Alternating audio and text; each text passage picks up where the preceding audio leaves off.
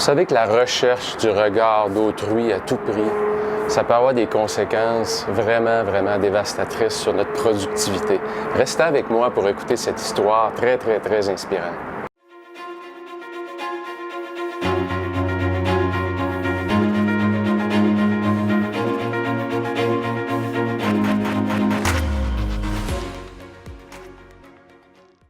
Je pense pas qu'il y ait un meilleur endroit pour vous parler de l'histoire de Rodriguez qu'ici même à Las Vegas, comme vous voyez en arrière-plan, et puis capitale mondiale des spectacles ici, puisque l'histoire de Rodriguez a commencé justement lorsqu'il donnait un petit spectacle dans un bar de Détroit dans le début des années 70. Et puis un producteur qui l'a découvert, l'a signé pour 2 albums, et on le comparait vraiment à Bob Dylan à l'époque. Alors ils ont lancé son premier album qui est un succès très moyen, 2e album qui a mis fin à sa carrière. Et pendant ce temps-là, il y a une dame qui adorait la musique de Rodriguez. Son copain est en Afrique du Sud. Elle a décidé de partir en Afrique du Sud en apportant avec elle l'album de Rodriguez qu'elle a offert à son copain. Et son copain a tellement, lui aussi, adoré cette musique-là qu'il s'est mis à en faire des copies et à le distribuer à ses amis. Et en l'espace de quelques années, imaginez, Rodriguez est devenu une espèce d'icône, une espèce de symbole d'une jeunesse révoltée par le régime de l'époque, qui était le régime de l'apartheid. Et tout ça, évidemment, à l'insu de Rodriguez. Et la compagnie qui avait signé Rodriguez, cette compagnie-là avait fermé. Alors, il y a un journaliste en Afrique du Sud, à l'époque, Steven Seagerman, qui avait décidé de relancer l'album de Rodriguez, puisque c'était tellement bon.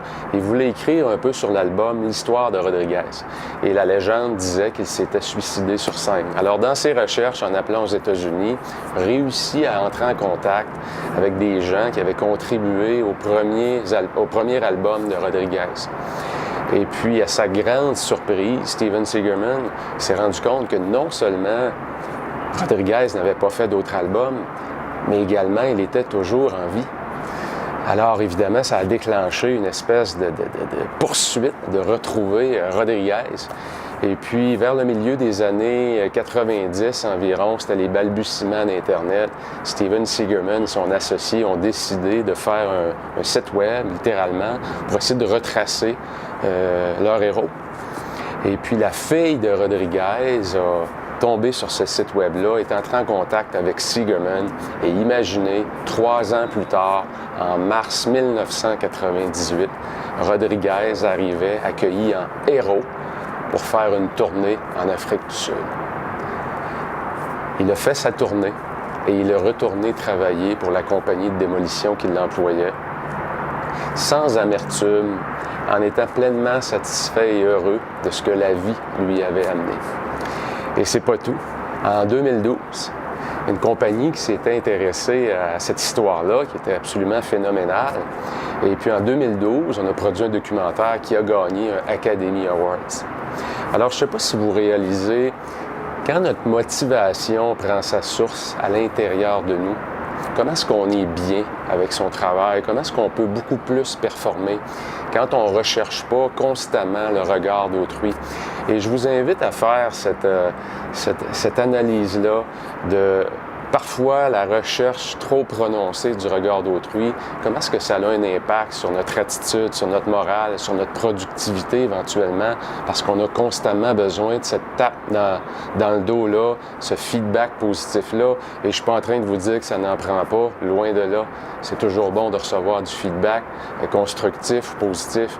Mais lorsque cette soif-là de feedback, c'est la source même de notre travail, de notre motivation, ça devient excessivement néfaste sur votre productivité et sur votre morale. Et je vous invite à faire l'exercice de bien analyser quelles sont vos sources de motivation. Alors sur ce, je vous souhaite une excellente semaine. Je vous invite à me laisser du feedback, vous aussi, pour le bénéfice des autres également, pour qui ça l'inspire, ce genre de vidéo-là. Laissez-moi vos feedbacks, thumbs up, thumbs down, comme on dit sur le canal YouTube. Inscrivez-vous, partagez la vidéo. Je le fais par passion. Et puis, je vous souhaite une excellente semaine.